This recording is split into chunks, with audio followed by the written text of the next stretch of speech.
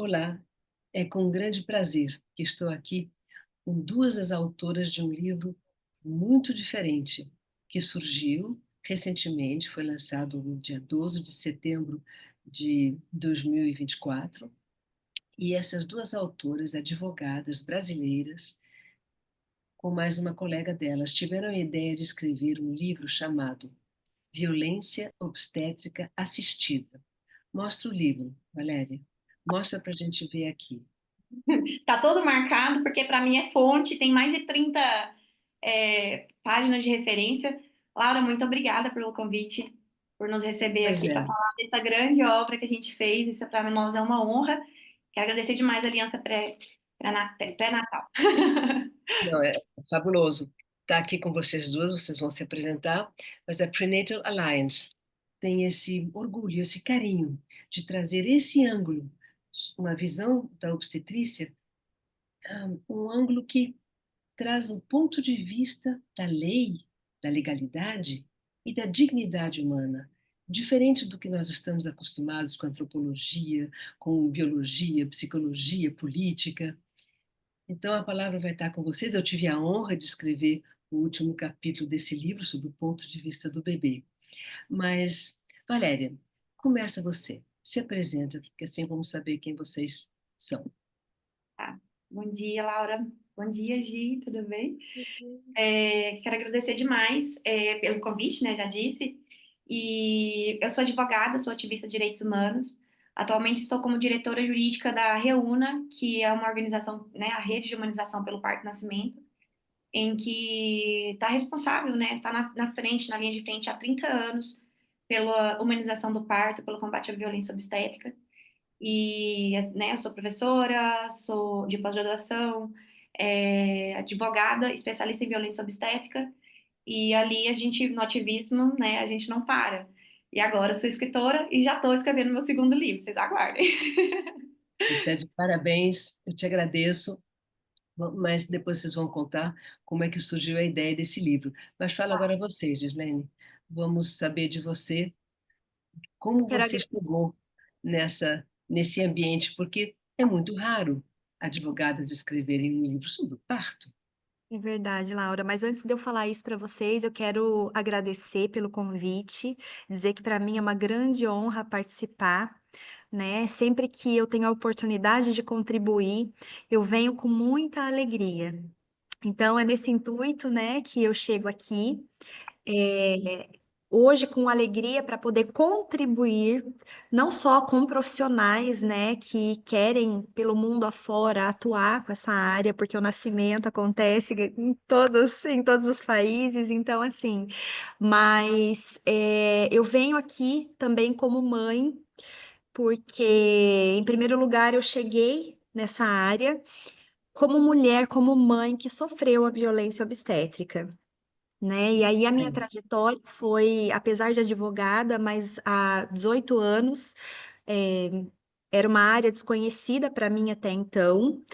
E quando eu sofri, foram 4 gestações, tenho 2 filhos aqui comigo, 2 filhos que já estão no céu, né? E assim, nessa trajetória da maternidade, onde eu pude experimentar do pior ao melhor, eu foi aonde eu conheci na pele o que era violência obstétrica, me tornei doula, e depois de doula eu fui me especializei em violência obstétrica, e depois eu fiz a especialização em Direito Médico e da Saúde.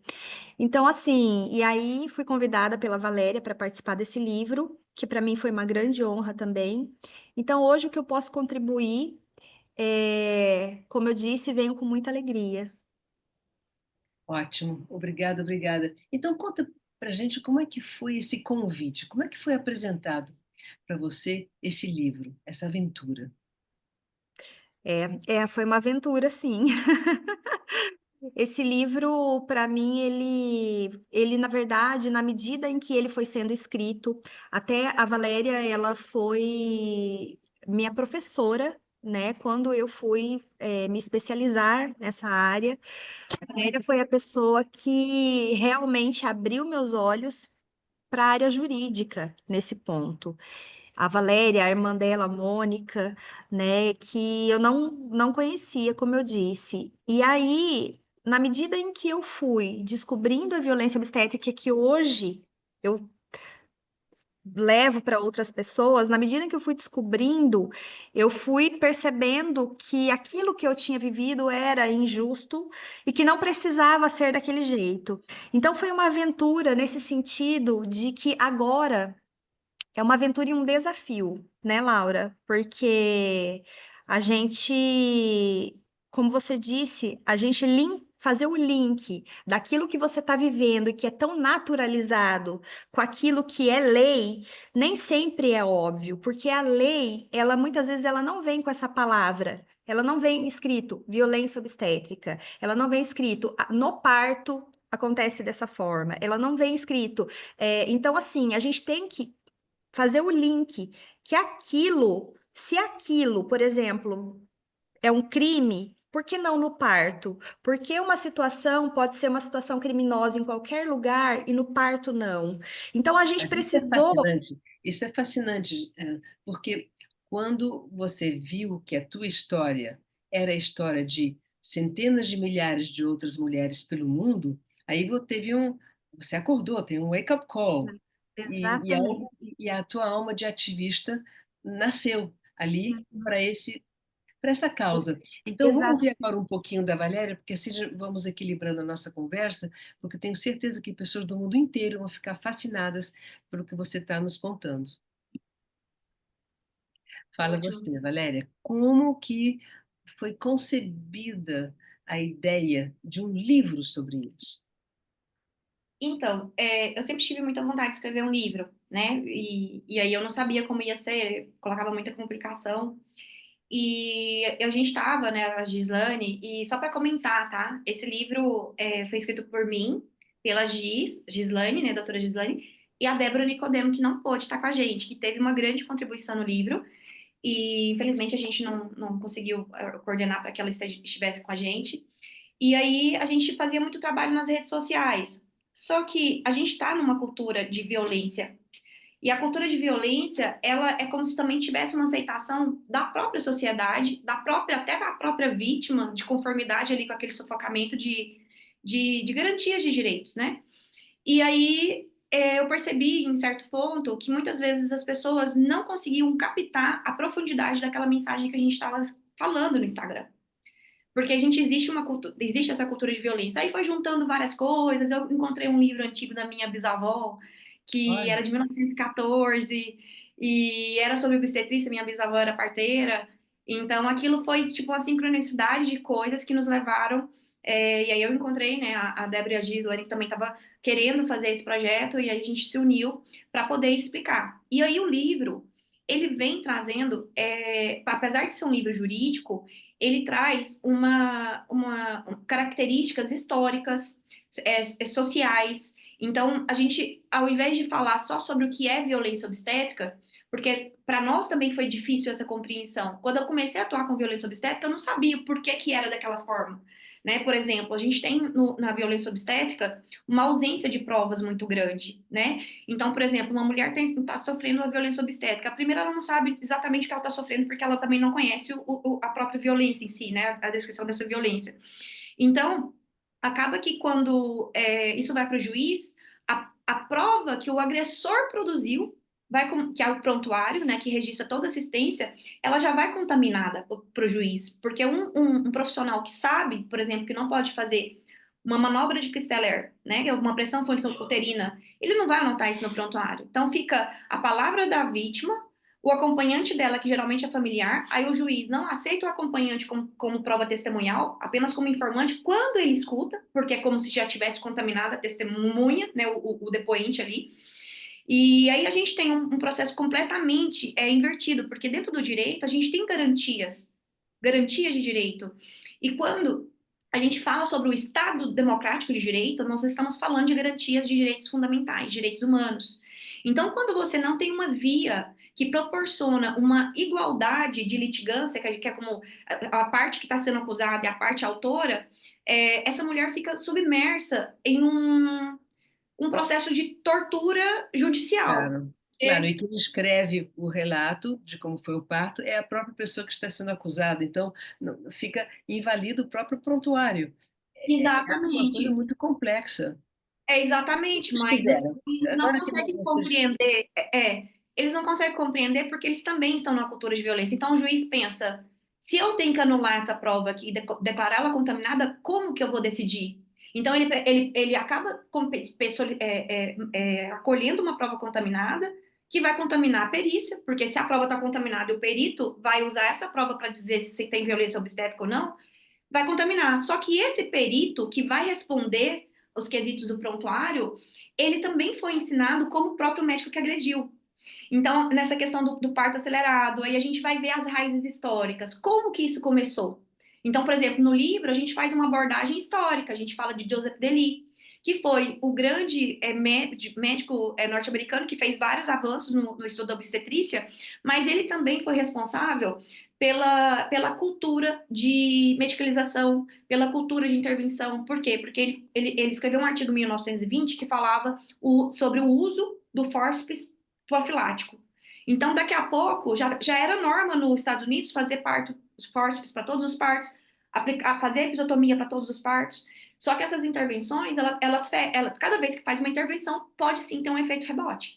Então, Claro. a gente está falando de uma questão de saúde pública. Então, a gente vai falando de Joseph Dely, vai trazendo como é que foi essa herança colonial, né? Porque vem, por exemplo, vem um norte-americano, impõe uma obstetrícia, que logo pega ali na Europa, que depois vem para o Brasil por meio de Portugal.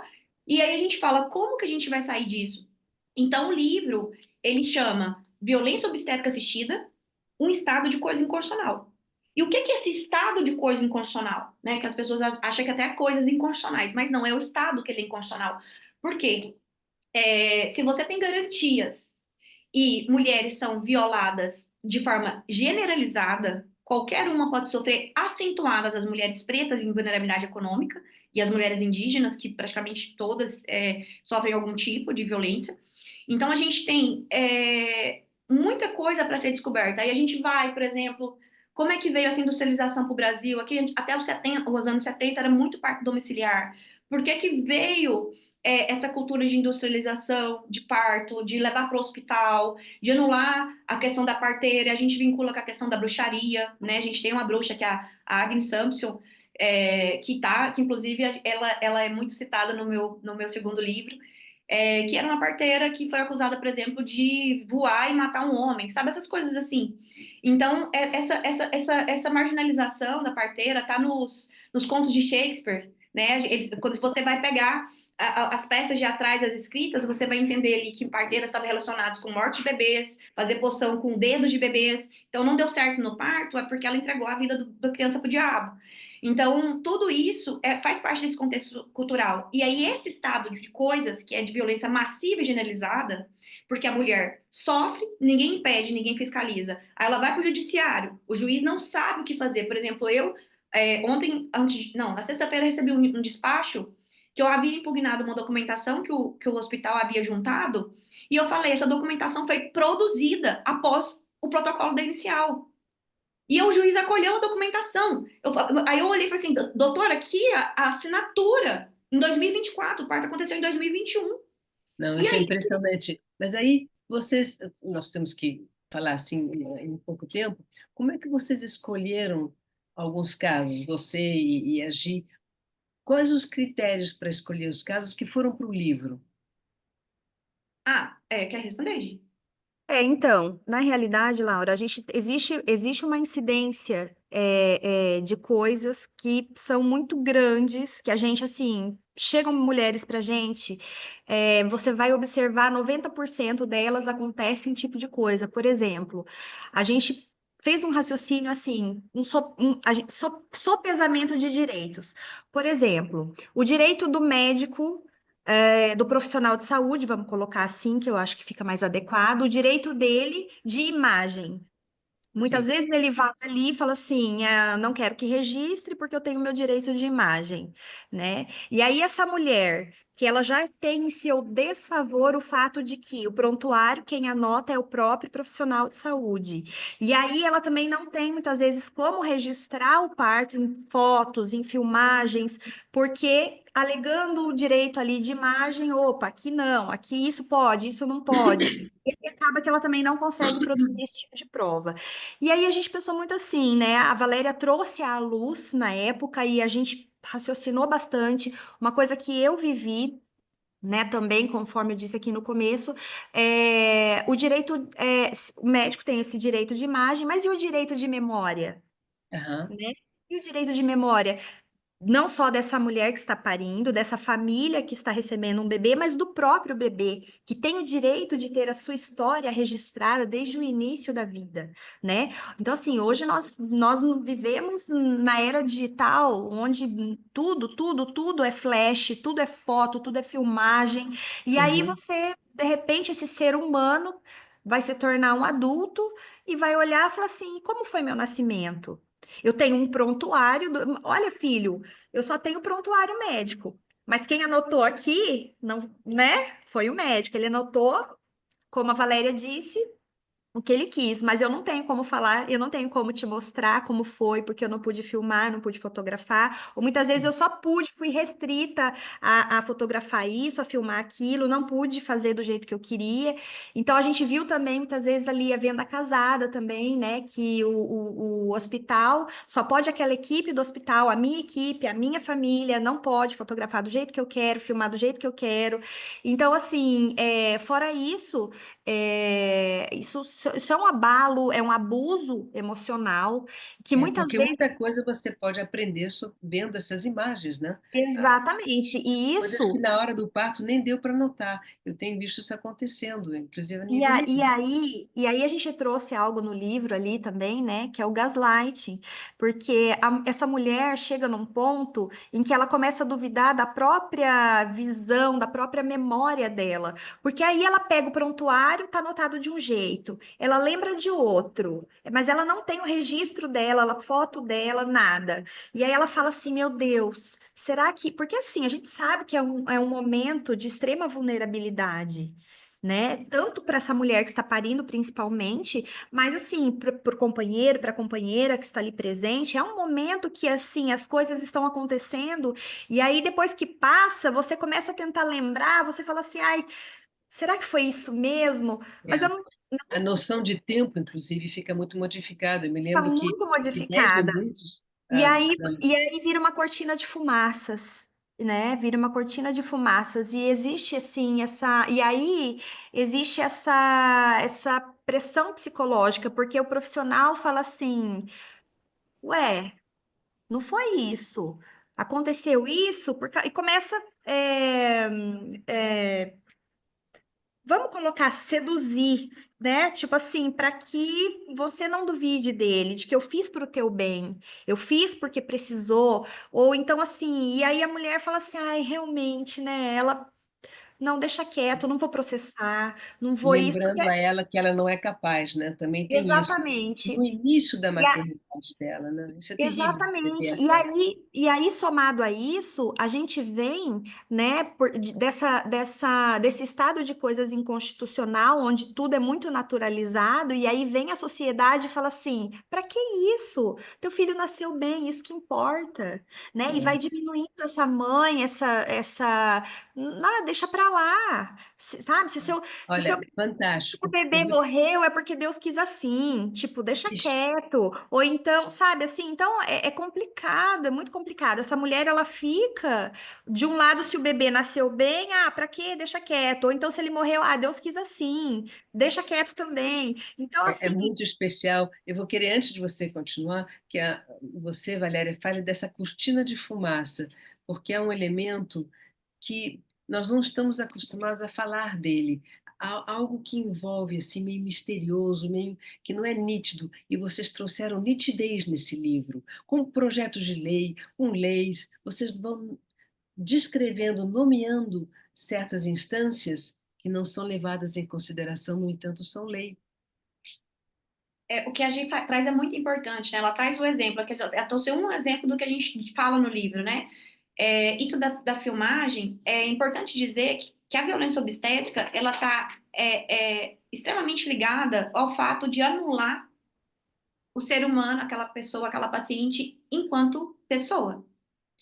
Então, quando a gente fala de direito de imagem, a gente está falando no direito que a gente nomeia no direito como direito personalíssimo. Porque a imagem, ela é pessoal. Ninguém pode falar se eu vou ou não dispor da minha imagem. Da mesma forma, um terceiro não pode me proibir de me autofilmar. Uhum. Ele pode falar, por exemplo, para não filmar ele. Ou ele pode falar, por exemplo, você está proibida de publicar as minhas imagens, né? É um mito dizer que não se pode gravar o procedimento da assistência, porque a privacidade, o direito é de quem? Da intimidade da paciente, não do profissional. Então, quando a Gi traz isso, é muita realidade. Por exemplo, é um caso hipotético, né? Vamos supor, vou falar de caso hipotético, mas vocês podem saber que tem fundo de realidade. Um prontuário que está contaminado, que fala que o bebê nasceu sem mecônio, por exemplo, que o profissional não monitorou, não monitorou. No direito penal brasileiro, a gente tem um artigo no Código Penal, que é o 158, que ele fala que todos os crimes que deixam vestígios, eles devem passar por uma perícia no Instituto Médico Legal, que é um instituto oficial da polícia, né, do poder ali da segurança pública. E no Código Penal, o artigo 121, parágrafo 4º, fala sobre os homicídios. E dentro da área da assistência, a gente tem a previsão do homicídio culposo, em que o profissional não observa uma questão técnica e ele deveria ser responsabilizado ou pelo menos processado por homicídio culposo. Então, por exemplo, eu sabia que eu tinha que monitorar, apliquei uma ocitocina, apliquei analgesia, não monitorei o bebê entra em sofrimento, uma acidemia, sofrimento fetal ali. E aí? Aí o que que acontece? Você acha que o médico vai se autocriminar? Não vai. Então o que que ele faz? Ele vai dar a declaração, a certidão ali, a declaração de óbito, ele pega esse corpo, manda direto para enterrar, porque ele usa de um meio legal para esconder o vestígio do próprio corpo. Então, por exemplo, se eu atropelasse alguém no trânsito, eu poderia responder por homicídio culposo, mas a partir do momento que eu coloco o cadáver no porta-mala e eu despacho o corpo, eu vou responder por ocultação de cadáver. Mas essas profissionais que cometem o crime sobre homicídio culposo por não observar a regra técnica, o que acontece com ele? Ele tem uma via legal que é inquestionável, que ele consegue ocultar os vestígios dentro do meio legal. Então, só que a gente precisa pensar nisso. E aí, por exemplo, proibiu a filmagem, né? Mas tem casos que é possível a filmagem. Aí a gente pega um prontuário que fala, não teve mecânico, monitoramos e tá. E quando você vai ver o vídeo do parto, aí eles vão depor na delegacia. Todo mundo fala, não teve mecônico, não estava em sofrimento. Isso que aconteceu é porque a criança tinha uma doença que não foi diagnosticada, entendeu? E aí eles começam a fazer esse gaslight. E a mãe fala assim, meu Deus, meu filho tinha alguma deficiência, ou o que aconteceu? A mãe não consegue acessar essa verdade. E aí, quando você vai ver no vídeo, tem lá o mecônio, bebê banhado em mecônio, né? Em fezes. E aí você percebe, Quando tem o vídeo, quando tem o vídeo, senão ela começa a duvidar. Tipo, o só que médico fala, aí ah, não tinha mecônio, ela fala, ai, não tinha mesmo.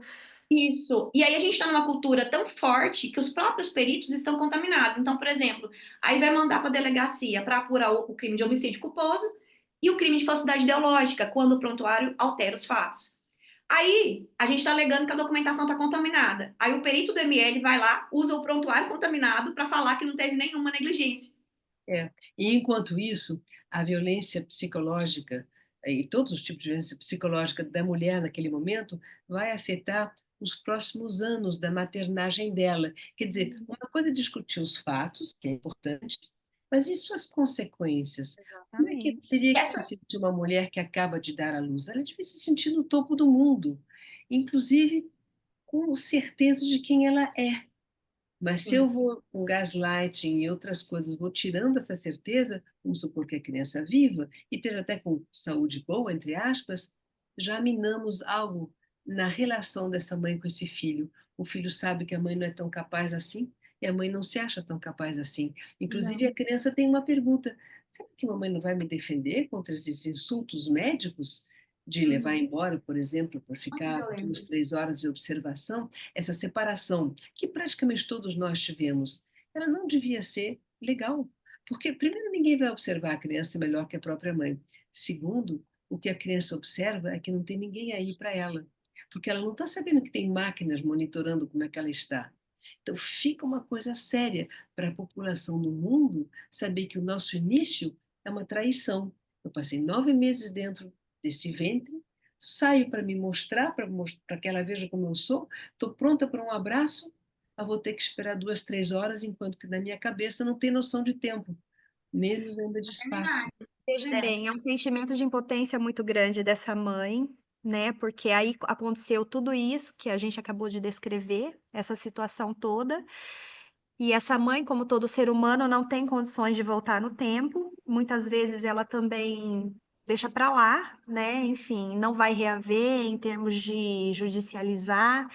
E aí fica a potência do que foi escrito nesse livro, né? A gente tem ali no capítulo 7, né, Valéria? Capítulo 7, né? A autodefesa jurídica, né? Que a Valéria. Então, assim, a gente começou a entender que a necessidade de mecanismos de defesa, porque de autodefesa, porque depois que acontece, é. né?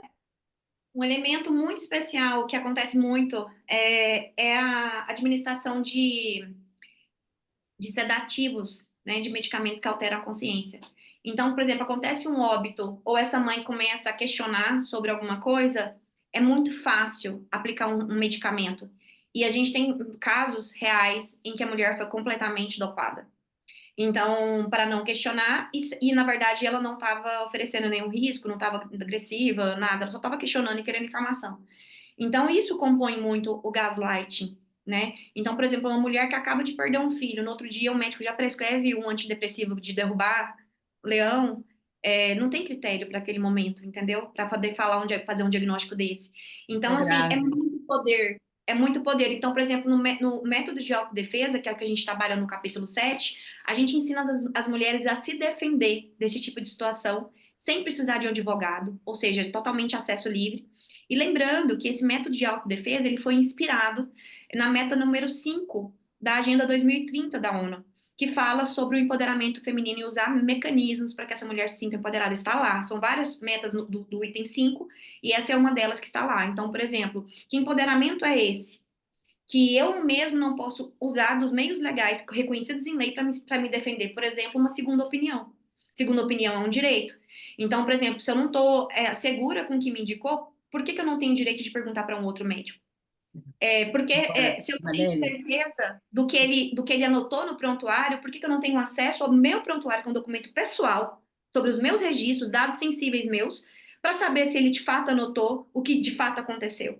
Então, são o que me formas. surpreendeu, Valéria, nesse livro, é que atingir a dignidade humana é algo anticonstitucional.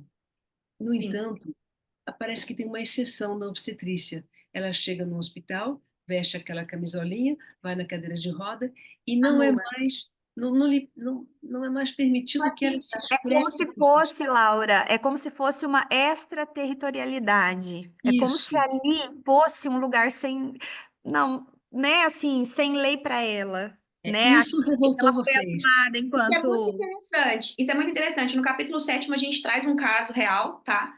E é um caso que teve que a gestante, antes de acontecer isso, ela foi uma vítima que depois, na audiência pública, que foi um dos critérios que a gente usou. Depois eu vou voltar na sua pergunta para te falar quais são os critérios dos casos que a gente pegou, que eu quero retornar. E essa mulher era uma cliente minha, um caso que teve notícia, que é público. A gente conseguiu a primeira medida protetiva contra a violência obstétrica do mundo, perdão, do Brasil, não sei se do mundo. Então, o desembargador, ele deu uma ordem, então era um processo judicial, e aí eu, enquanto advogada, fui acompanhar essa gestante no hospital para que fosse cumprido toda a ordem. Ela tinha direito de filmar, ela tinha direito de segunda opinião pela ordem, vários direitos estavam ali consagrados, direitos que nem precisava de uma decisão judicial, porque já é direito. E ali eu fui impedida de acompanhar a minha cliente. Aí você fala assim, essa questão da extraterritorialidade, ela fica muito clara nesse caso. Por quê?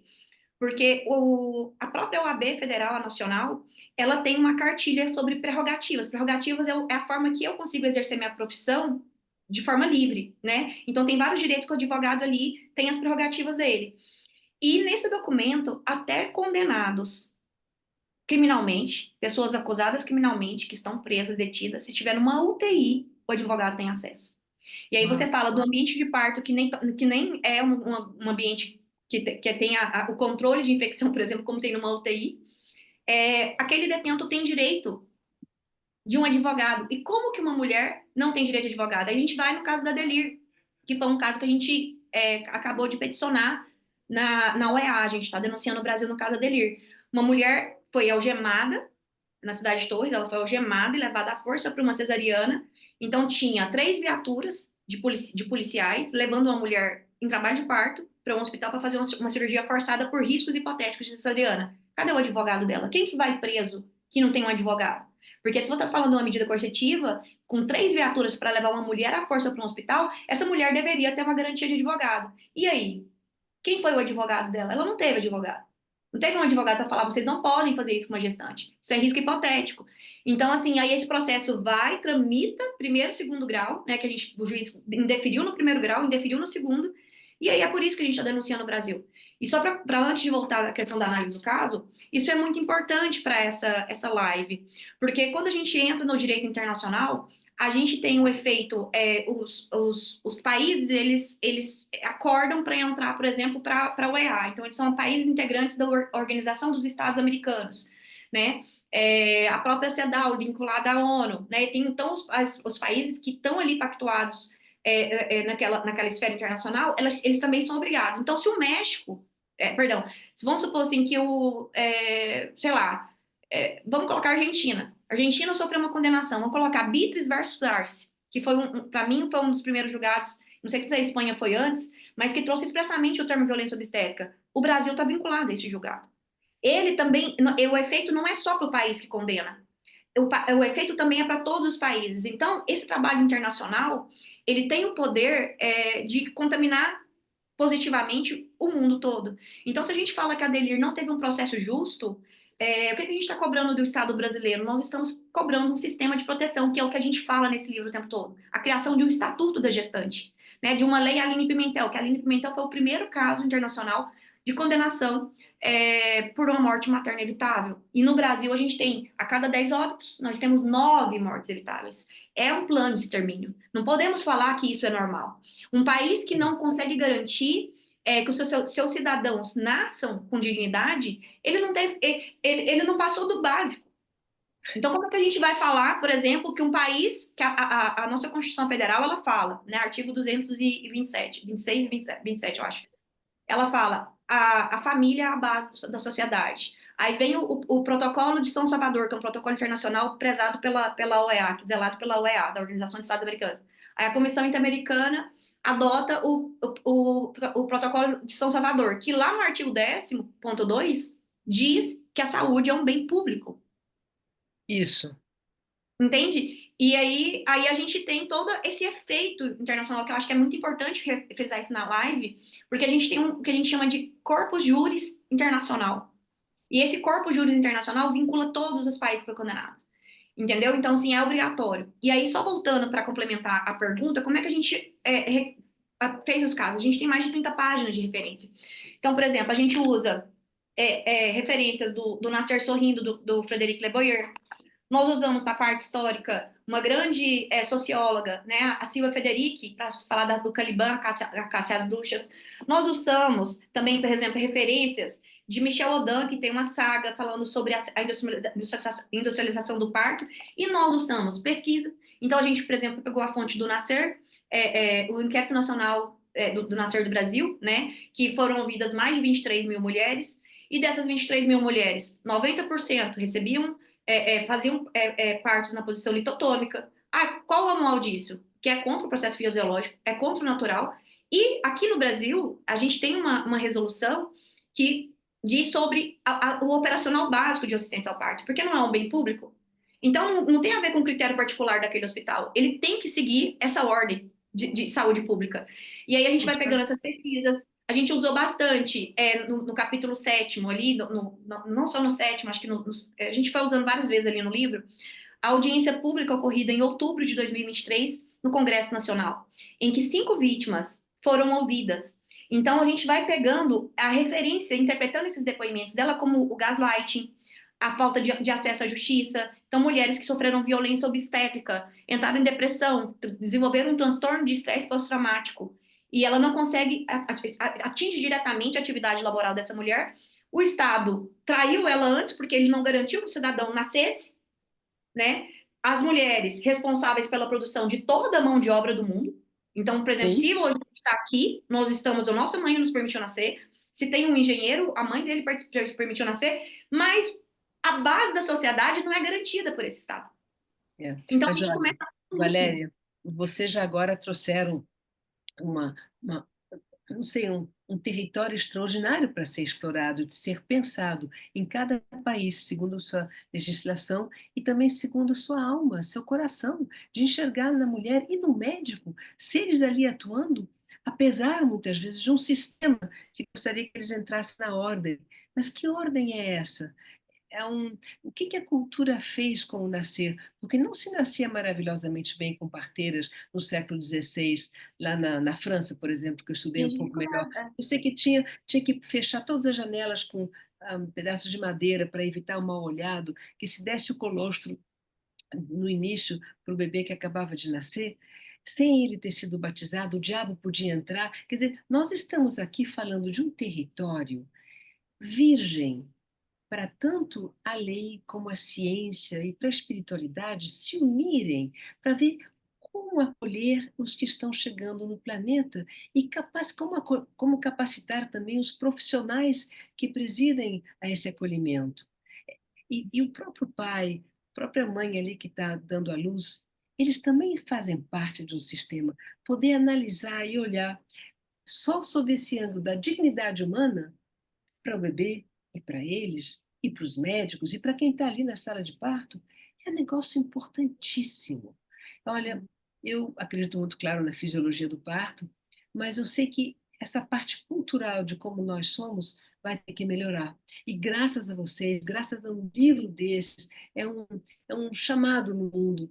Prestem atenção à dignidade humana aqui na hora do gestar e do parir. Eu vou agradecer muito vocês por essa participação desse grande summit da Prenatal Alliance. Meu coração está com vocês e toda a minha admiração. Fiquem vocês duas agora com as palavras finais. Fala, Valéria. Vamos, aí passa pra gente primeiro que eu estava falando na última, aí a gente fala. A gente Tá dá uma ok. revisada. Então vai É, você. É embrionário, né? A humanização a gente pode ainda considerar que é algo embrionário, né? Então, enquanto você falava, eu imaginava assim que de todos esses profissionais, de todos, né? Nós, enquanto seres humanos, temos que evoluir muito para entender a humanização, né? Em relação ao parto, os julgadores também é importante, porque acontece muito, né, Laura, da gente ainda enquanto advogada, trazendo, desbravando toda essa visão, e a gente sabe que o trabalho da gente ali na outra ponta também existe um juiz que vai ter que entender toda essa situação. Então a gente ainda tem uma mata ainda quase que virgem a ser, né, desbravada. E eu quero agradecer muito, então, por participar de toda essa caminhada, né? Dizer que para mim é uma grande alegria, como eu disse, uma grande honra. Espero que tenha sido a primeira de muitas. Contem comigo e um beijo no coração de cada um de vocês. Obrigada, Gi. Eu sei que para você tá super corrido aí, você disponibilizou um horário para estar com a gente. Eu acho muito bacana, assim, de a gente fazer um evento, né? Sinta a falta da Débora que não está com a gente. E é isso, assim, a mensagem final é que nós não vamos parar enquanto o Brasil, né? E espero que os outros países estejam realmente curvados aos direitos das mulheres, né? A gente não pode se esquecer que a gente está em luta, que os direitos eles são cerceados. E nesse livro a gente fala sobre esse estado de coisa inconstitucional, que é uma interpretação do direito latino-americano, que teve um julgado na Colômbia sobre o estado de coisa inconstitucional, E o Brasil adotou no julgamento da DPF 347 uma ação em que ele acolheu essa tese para o sistema carcerário brasileiro. Então, a ideia do livro, a gente pegou esse estado de coisa constitucional, que é essa violação massiva e generalizada de direito, e trouxe para o âmbito da obstetrícia, mostrando todas as pesquisas, várias fontes. Fazendo aquele link que a gente falou no começo, né? Exatamente. E aí, várias fontes e vários depoimentos, assim, reais conhecidos, né, casos publicamente notórios, né, fatos notórios e conhecidos. E aí, no final, a importância desse livro é que a gente realmente provoca, mostrando as sombras, né, do sistema e como ele é injusto, porque, no final das contas, a solução é uma das coisas, né, tem muita coisa para fazer, é criar um sistema de defesa. E aí, só para vocês entenderem como funcionaria um sistema de defesa, é um estatuto, né, de garantia de direitos, e ele aplica de acordo com a vulnerabilidade daquela pessoa que deve ser protegida. Então, por exemplo, no direito trabalhista, a gente tem as provas produzidas pelo próprio empregador, né? O funcionário, ele fica aquém muito distante de competir com a força do empregador, porque ele é a parte vulnerável. Então, por exemplo, o juiz, quando ele recebe documentos que nitidamente são confeccionados da mesma forma que os prontuários de violência obstétrica, aí ele vai lá e pega, o funcionário está pedindo na justiça a hora extra que não foi paga, né? Trabalhou todo dia uma hora extra. E aí está lá no ponto registrado como se ele não tivesse hora extra. Então, o juiz, ele dá muito valor, por exemplo, ele faz uma distribuição do peso da prova e a prova oral. Então, se uma testemunha fala que ele saía todo dia às 7 horas e não às 6, você pode ter certeza que aquela folha de ponto será descartada. Então, a gente precisa desse tipo de raciocínio para que, por exemplo, advogadas, né, como nós, a gente pare de fazer petições de 50 páginas, porque eles também não leem. Então, a gente tenta explicar o que tem que explicar e aí eles não leem, se irritam com a quantidade de páginas, mas eles não querem entender essa área, né? Então, por exemplo, no Brasil, a gente tem um Estatuto da Criança e Adolescente que designou que cada cidade brasileira tivesse um conselho tutelar. Isso é um sistema de proteção. Se uma criança para de ir na aula, começa a se ausentar da aula, a diretora é obrigada a notificar, informar o conselho tutelar.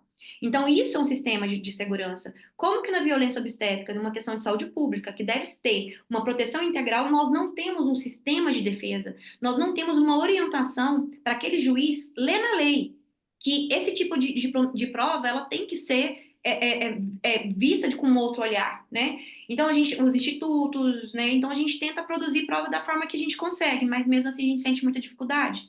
Porque os médicos, muito antigamente, eles eram considerados deuses, eu já vou concluir, deuses. E, então, os médicos, eles são vistos ainda como deuses. Como é uma profissão acima de qualquer suspeita. Isso.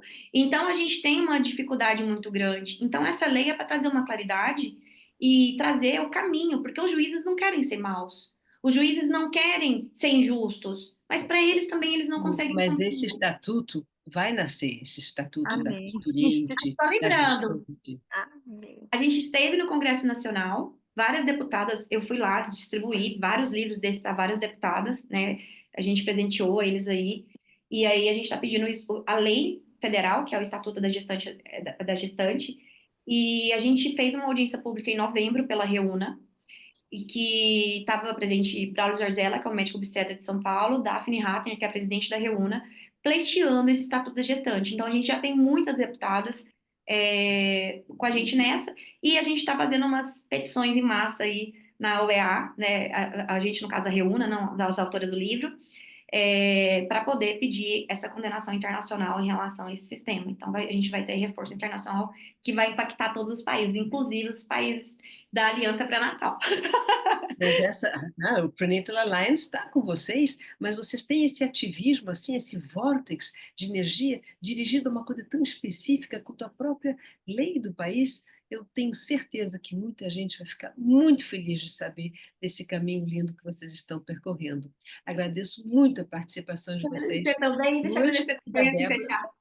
E eu agradeço demais, Laura, por esse espaço. Eu estou muito feliz, é muito empolgante falar com pessoas de tantas diferentes etnias, culturas, né? Porque o parto ele é um ponto em comum para todos nós. Então, estou muito feliz e muito obrigada. Obrigada a vocês. Tudo de lindo.